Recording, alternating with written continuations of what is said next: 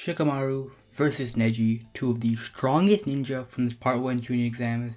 Today, I'm going to look at a hypothetical matchup if these two faced off in the third round of Chunin exams. So like if the bracket got all switched up and Tamari ended up fighting Naruto and Shikamaru ended up fighting Neji.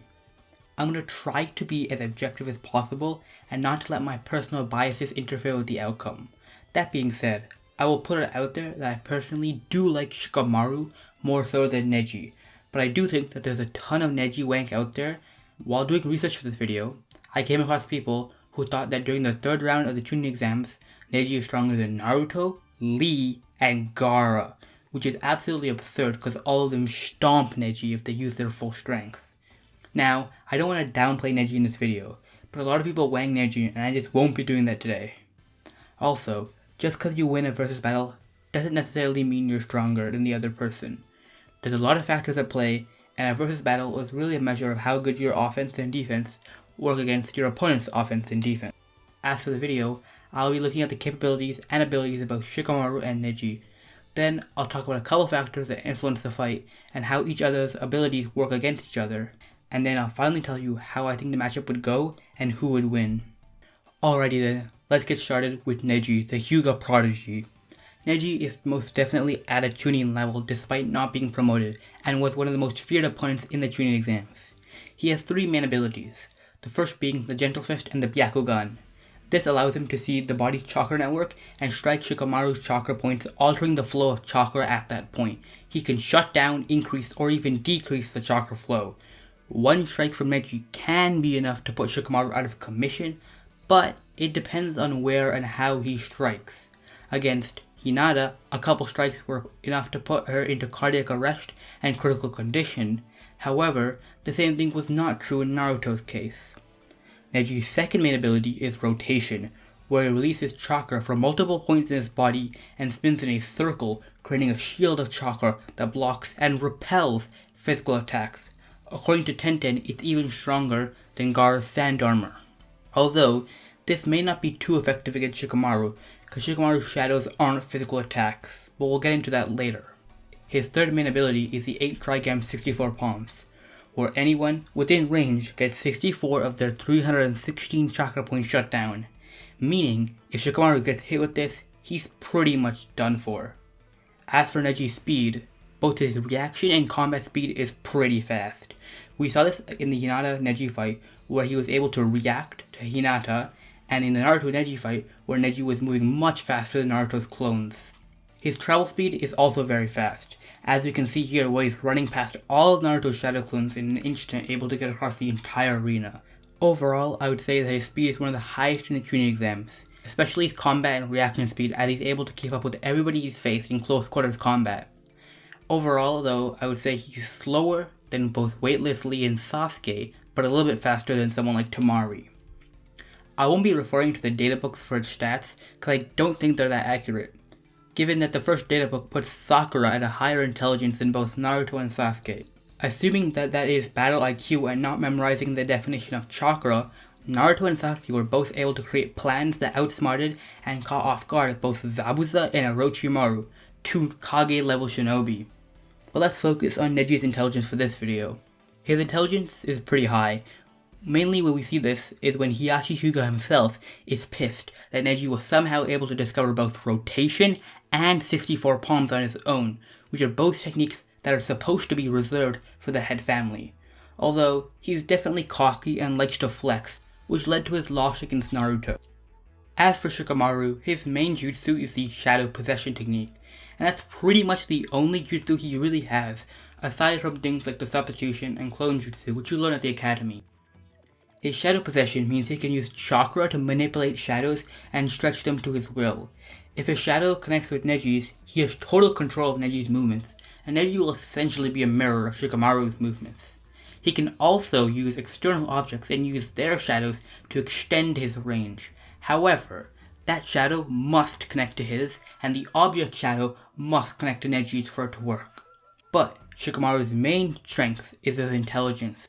The best measure we really have for this is when Asuma said he did an IQ test on Shikamaru, and Shikamaru has a recorded IQ of over 200. Furthermore, Right before he gives up against Temari, he says that he had the next 200 moves planned out in his head. Now, that might be a hyperbole, but Shikamaru doesn't seem like the person who necessarily overestimates himself. But it's safe to assume he had multiple steps planned out and will certainly be a couple steps ahead of Neji in this fight. As for his speed, it's definitely overlooked. He has pretty fast reaction speed, which is seen when he casually avoids an attack from Temari's fan at point blank range. He also has pretty fast travel speed, as he is able to get away from Temari and across the entire arena basically in a couple seconds after reacting to that attack. Meaning, he is comparable to Neji's travel speed, as they are both able to get across the arena pretty fast. But Temari herself does say that Shikamaru is pretty fast, which should mean something considering she saw both 5th Gate Lee, Neji, and 9-tailed Amp Naruto fight all prior. Like Neji, he should be faster than Temari, but slower than Lee and Sasuke and of course 9-tailed Amp Naruto. In terms of travel speed and reaction speed, he is similar to Neji, but definitely slower in terms of combat speed, as Neji is superior in taijutsu and close quarters combat. Another aspect of Shikamaru that may be overlooked sometimes is his durability. When Temari used the Wind Sight Jutsu, she was cutting like 6-inch thick tree branches, and Shikamaru casually tanks that jutsu and immediately throws out a shadow possession. Although, that durability does him no good against Neji, who deals internal damage to the internal organs and other parts of the body. And as Guy states himself, you can't train your internal organs. However, in his fight against Kin in the preliminaries, she uses a jutsu in which bells send out a special sound vibration that travels to your brain, causing both paralysis and hallucinations. Although, after he catches Kin in a shadow possession, he acts like nothing has happened. I don't know if this means his internal organs are just naturally a little bit stronger, or it was something that was just meant to be overlooked in the fight. But I thought it was worth bringing up, because maybe Shikamaru wouldn't go down after just one hit from Neji. However, it does depend on how he hit Shikamaru, as we established before. Shikamaru does mention that he's pretty much out of chakra towards the end of his fight with Temari. He only used shadow possession 4 times during this fight, but it's safe to see that these were pretty extraneous uses, because he was stretching his shadows really thin and using other shadows to chase Temari halfway across the arena. When dealing with the Sand Jonin though, he does say that he doesn't have enough chakra to stretch his shadow that thin and that far, implying that it takes more chakra to stretch his shadow farther and thinner. Overall, I would say he has pretty average chakra reserves, but the way he uses his jutsu affects how much chakra he uses up. He was, however, able to hold down 8 Sao Ninja after the fight, but I think his chakra reserves have replenished at least a little bit. Although it should be noted that they were Chunin and Jonin level ninja.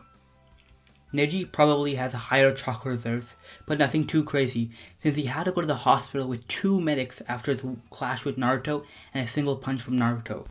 I presume that this happened for 2 reasons. A, he has very low durability, and B, he had some level of exhaustion after using rotation 4 times and using the 8 Trigam 64 palms, not to mention multiple uses of the Gentlefish Taijutsu while fighting Naruto's Shadow Clone.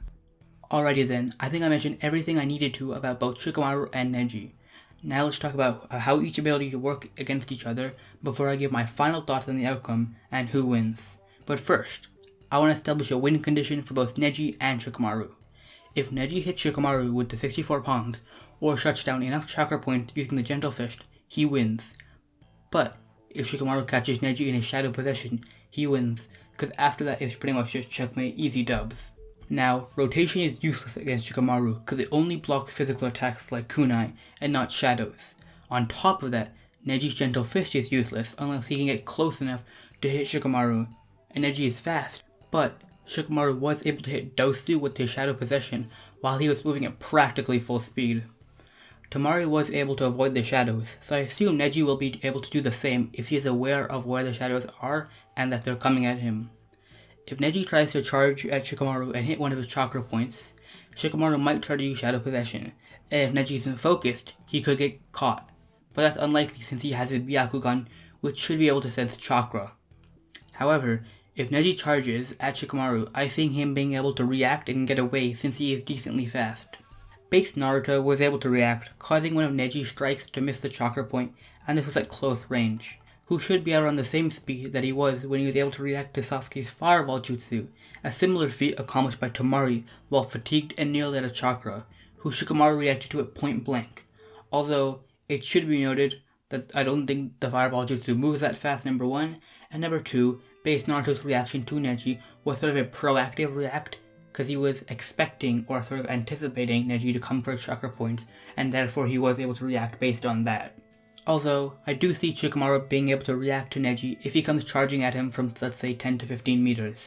Neji's 64 palms has range, and should be somewhere around 14 meters if we assume that Naruto is 1 meter in the X direction in this shot. So, if he can get within 14 meters, he could probably use 64 palms, and there's really nothing Shikamaru could do once Neji starts attacking with 2 palms. However, before he can use 64 palms, he has to get into a sort of like gentle fist taijutsu stance.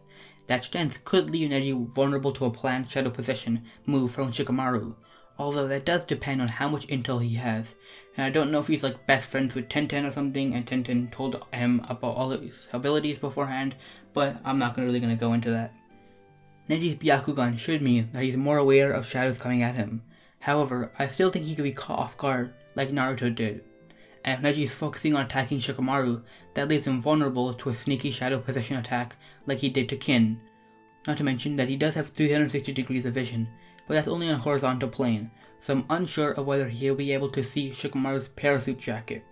I'm inclined to believe that he wouldn't, as he wasn't able to see the real Naruto behind him until the shadow clone disappeared, so I think if he isn't paying attention to a certain area, he can be caught off guard. I don't think his Byakugan is sort of like alarm, this is here, but it's sort of like he can see everywhere. Kind of like how in your eyesight, you can pay attention and look at certain things, but in your peripheral vision, other things are there, but you don't necessarily focus on them. Now, I see there's a couple factors that influence the fight. The main one being if Neji and Shikamaru fight right before Sasuke and Gaara, or do they fight first in the Chunin exams. This is mainly because if it's later in the day, then the shadows are longer in the arena, giving Shikamaru a major advantage. However, if it is later in the day, I see Shikamaru taking the win 7 out of 10 times. Against Temari, the shortest distance his shadows were able to reach was 15 meters 32 centimeters, which is longer than the range of the 64 palms, meaning that at the start of this fight, Neji's longest range attack would still leave him vulnerable to shadow possession. The longer the fight goes on, the more time Shikamaru has to come up with a plan, and the shadows get longer. Rotation's range is only a couple meters at best, since Neji can't use it as well as Hiyashi Hyuga.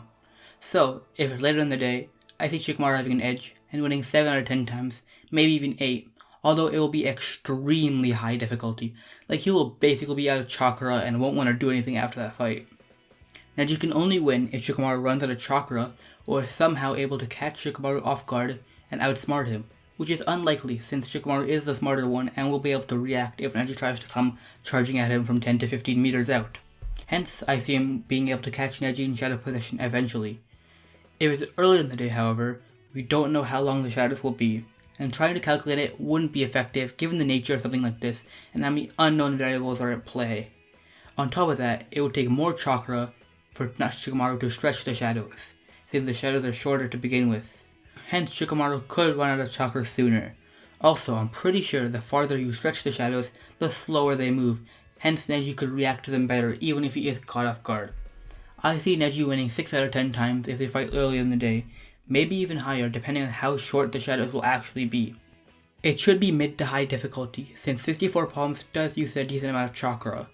There's just more room for him to figure out he can't win using simple gentle fist, and will need to pull out 64 palms.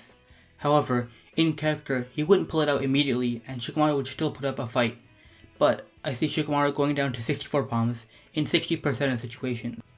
But, technically speaking, Neji does win 10 out of 10 times both scenarios, because Shikamaru would just give up since he doesn't want to fight more rounds, especially if it's later in the day, since he would have to fight Shino, and he didn't even lift a finger to win his round against Kankuro. But, in that scenario again, it's like, does Neji really win because Shikamaru will be the one getting promoted to Chunin? So, it's kind of in this dilemma of how we look at it. Anyways, I do think this fight was pretty interesting, and it could go either way, which is why I wanted to cover it. Not to mention that I really saw nobody else covering it, especially on YouTube. If you have any other points to make or arguments, please leave in the comments below. I do think Neji is stronger than Shikamaru, it's just that his techniques only work at close range, and Shikamaru's intelligence gives him an edge in the versus battle situation. If you stayed until the end or watched the video in general, I'm really grateful, and I want to wish you a very, very, very legendary day. Peace.